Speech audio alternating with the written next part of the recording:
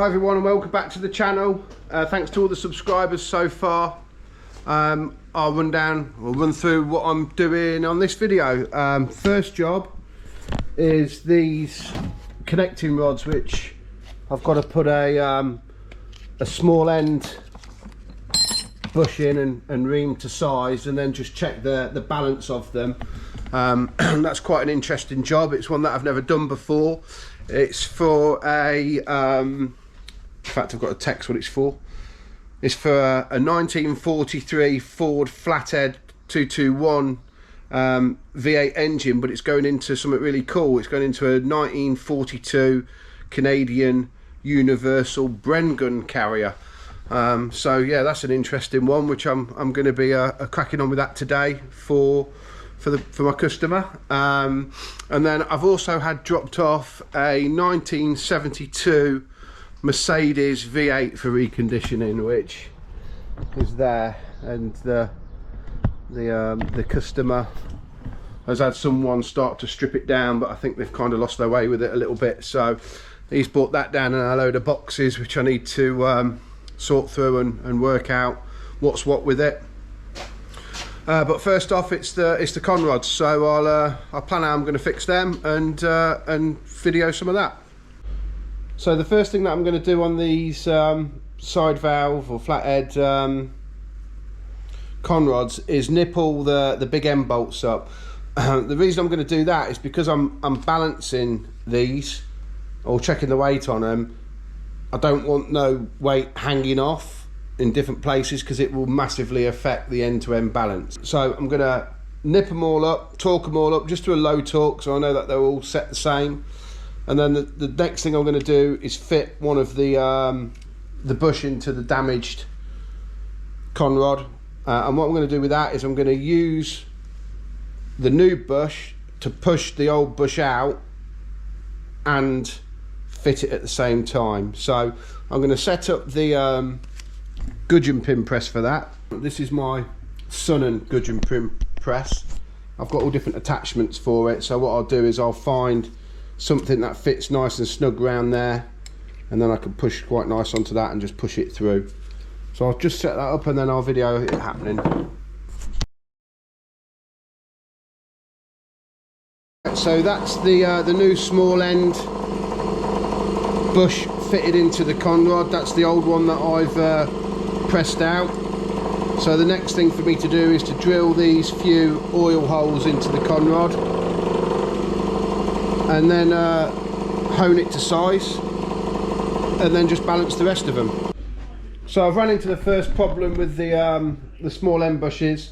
The bush that I pressed in, I've drilled it for the lubrication for the pin, and then I just started to size it close with the ream before honing it, and unfortunately it started to spin, and it just pushes in, so that's no good.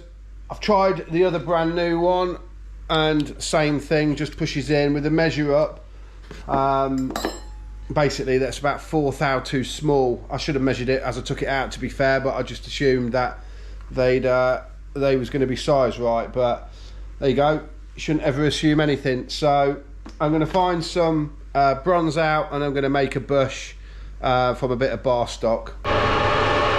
So this is the start of the bush being made. I've got some bar stock in there and just starting to get it to size now. And there we have it. That's the new small end bush made. So now I'm going to press that in, drill it for the lubrication holes, and then I've left about 8 thou to hone to size. So that's the rod, that's the small end fitted into the rod, and I've got it where I just needed to take a couple of thou out.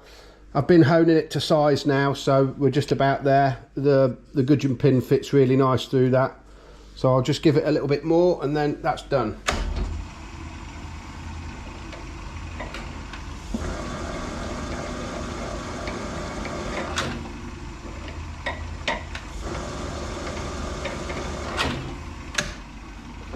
So that should be about perfect to size now. I'm just going to wash off the honing oil and then double check it, but that should be good enough. The other con rods for size, and there's one more that's just a little bit tight, so while the honer's set up I'm just going to blip a little bit out of that.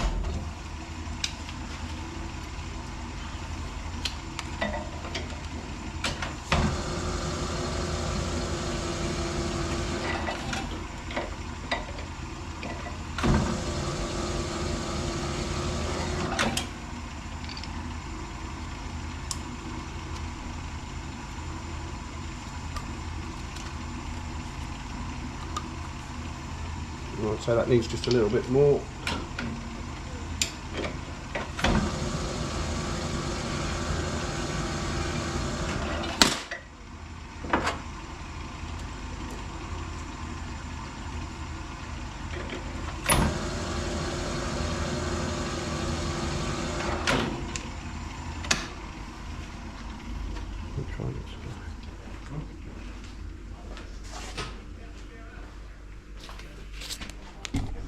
So I'll just quickly wipe the honing oil off it.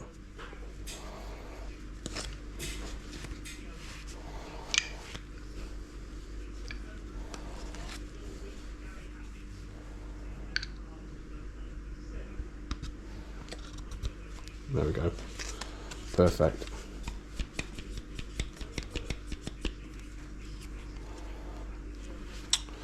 So that's them rods done. I'm just going to let him know that they're all ready for him and we'll move on to the next job. So this is the next job that I've got in today. It's a flywheel which is coming for me to machine the clutch face. This is what's called a stepped flywheel. So basically whatever I machine off this to get this good, I need to machine it off that face as well because it's got a certain preload on the springs of the clutch. So the first job for me to do is to knock these dowels out, then measure the depth across here and then get it in the lathe and start to machine it. The customer also wants me to just try and get a little bit of weight off as well. So what I'm going to do is I'm just going to take this like band of cast iron off there to make it flush. First job I'm going to do is weigh it. Well, after I've not, well, I'll do it now actually. I'm going to weigh it, write down the weight before, machine it, and then see how much weight we've got off it. So I've measured the flywheel. It's 7 kilos. I'm now going to knock the dowels out. What's nice about this flywheel is I can knock the dowels out from the back, so just give them a nice tap and they'll be out.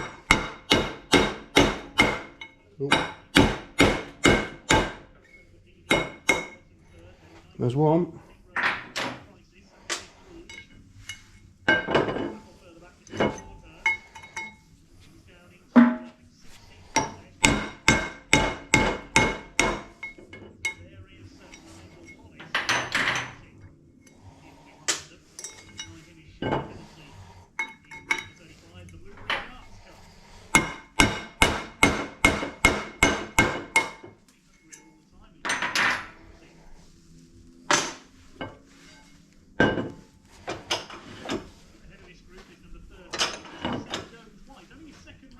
And then the next thing for me to do is to measure the distance from there to there. So I'm going to use a depth micrometer for that.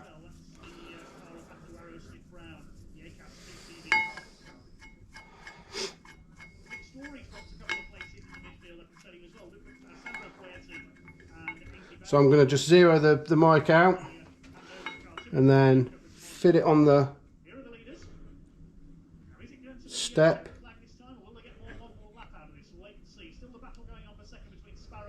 There we are. So that's 60 thou. That step's a 60 thou step. So I don't forget, what I'm going to do is just write on here 60 thou. Next thing for me to do is to man it in the lathe, machine this bit first, then that, then lose some weight on it. So typically I forgot to start recording this as I'm machining the flywheel, but I've just remembered, so I've just been and got the camera. First job I did was over the machine, but that was a waste of time. I should have I should have waited until I've done the flywheel. So I've machined this, I've machined the step back on it. This is the clutch face. I've now spun it round to take the weight off. I've still got to take a bit more off, but the one job that I did do, which I thought I'd just explain, is I put a DTI on the lathe and then made sure that the crank was, the flywheel was running true in the lathe. It's pretty important because of the balance, and just because you don't want it to look a shit, so or not look too good. So yeah, that was all done first, and what I'll do now is I'll time lapse the rest of it being machined.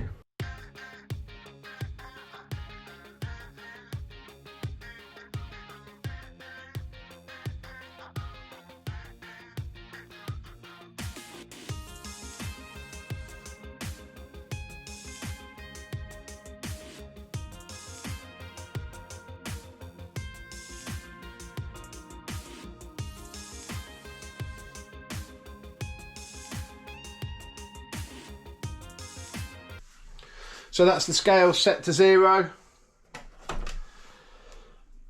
And that's down now to 6.2 kilos. So we've took 0.8 of a kilo off that flywheel, and I've put the step back on it, cleaned up the clutch face, so that looks really good. And then there's all the weight off the back. So that's another job done. I'm going to message the customer now and tell him that his flywheel's ready, and that's one more that can go today. On to the next. So this is the block for the local transmission company, Newbury Transmissions. I've bought it, honed it. In fact, I've honed it with a torque plate on as well to simulate the cylinder head being bolted down. So what I'm going to do now is wash the caps. I'm going to balance the crank, flywheel and clutch. The flywheel and clutch is in the cleaner at the minute. I'm going to check the balance on the pistons and rods, and then I've got to gap the rings and then build it into a short motor for him. So we'll film some of this being done. So the first thing for me to do is to weigh the crankshaft, because I'm going to balance everything individually.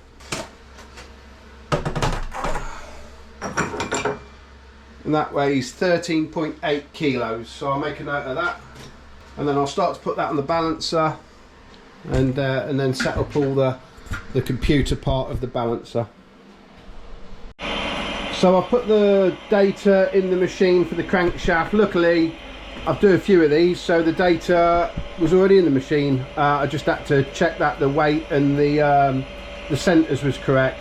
So what I'm going to do now is bring it up to speed, because the machine's set for 800 RPM. It won't start taking a reading until we're at that figure.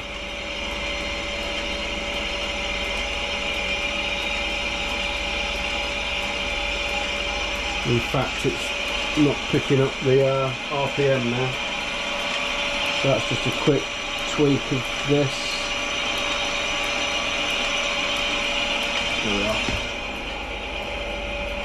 So another 31 more revs.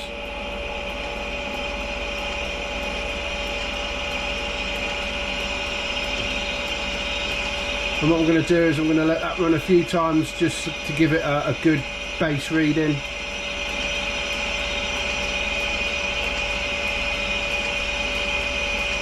And then hold the data. I'll print a working copy for the customer as well, and then start to balance it. So that's the crank running up on the crank grinder, and then the computer's calculating if there's any more out of balance and whereabouts it is. If the target goes into the green, then we're bang on, we're well within tolerance. So I could trim this back end a little bit more, which is the flywheel end, but I don't need to. It's absolutely in the green and within tolerance, and the spec of this machine, I've brought it up, so we need to be a bit more accurate than like the normal standard. So I'm happy with that. I'll also bring it in a bit more once I've got the flywheel and the front pulley on. So that's exactly what I'm going to do now. I'm going to reset the machine, set it up for so at the minute it's calculating to remove weight from in between these two carriers. And what I'm going to do now is change the machine so it calculates to remove the weight from outside of the carriers, so the flywheel and the front pulley. Then once I've done that, I'll do the clutch, mark it all so I know that it all goes at TDC, then polish the crank, put it through the cleaner, and that's ready to go into the engine. So I'm now checking the balance on the aluminium flywheel and the standard front pulley, and the front pulley is absolutely spot on, but the alley flywheel needs a little bit of attention.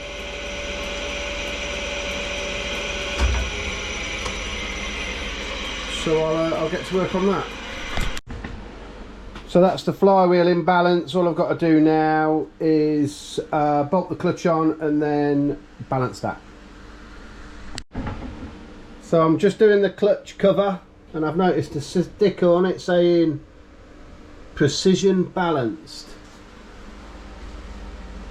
I don't think so. So 100 grams out. Not a problem though, it won't take long to bring it back in, but yeah, I wouldn't call that precision. So what's happened now is I've got the clutch in, but in doing so it's now knocked the front pulley out, so I'm going to have to just take a little bit out the front pulley to bring that in, but yeah, we had to take 100 grams out of this, so I'm happy with how this has turned out. Now I'll just drag this bit back in.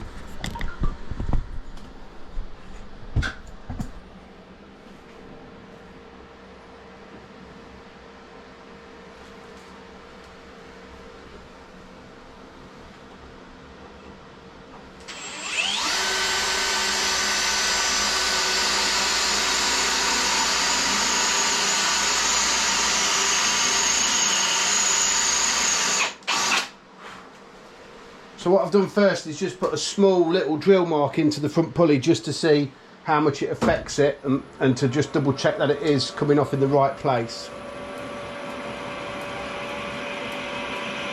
So now the crank's building up to speed. That noise you can hear is a little bit of swarf falling on the wheels.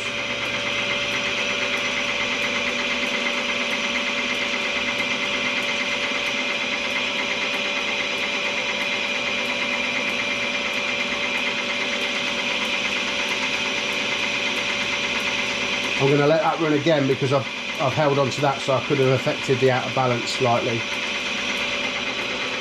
So there we go, that's brought that into balance now. It's only a small little mark, but what I'm going to do is just take a little bit more off just to try and bring the 9.2 down to around below 7 really. I mean, it's within tolerance now, but I don't know, I'm quite addicted to getting the numbers close to the centre as I possibly can.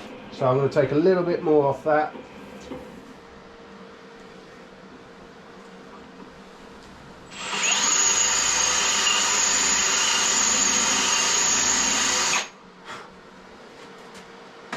See what that's done.